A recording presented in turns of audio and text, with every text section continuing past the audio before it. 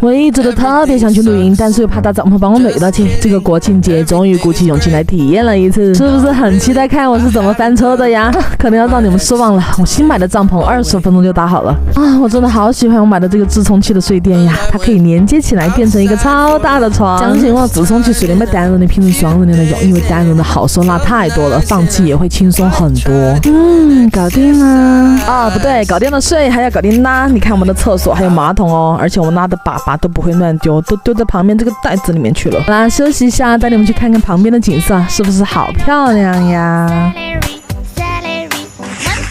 哎，我的这个朋友小时候受过一些刺激，所以总是做一些奇怪的举动。说你在品店叫做大孩子，还是要用心意话，打孩子不是打孩子哦。看我的孩子们在大孩子玩水的样子，是不是很嗨？露营呢，很多人喜欢那种轻量化的徒步露营，但是我们更喜欢搬家式露营，就是带着孩子把家搬到一个很喜欢的地方，而且他要跟在家里面一样舒适温暖，吃得好，睡得好。然后休息一下，等一下，好了，开始宵夜了。哎，这是罪恶的露营啊！还给生活比个耶！切死了吗？饭后要运动一下了。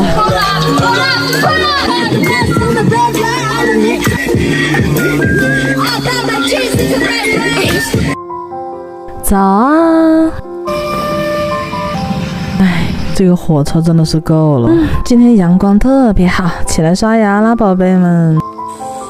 一不小心又到了早餐的时间，来碗平平无奇的方便面吧。这是小朋友最喜欢的环节，因为只有在露营的时候，他们才可以吃方便面。村子里面会有人来提醒我们要注意安全，不要乱丢垃圾，爱护卫生。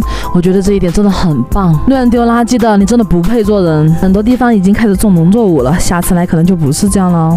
本地人带着小朋友在捡田螺，我也好想体验一下，只有下次喽。还在笑，起来收垃圾走人啦，小朋友们！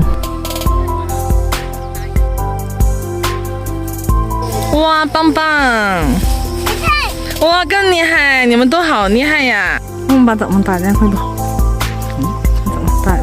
来，你看，看看就是这样。哇，有样打不了，你这样，下次了。回家了吗？再回家，再。完。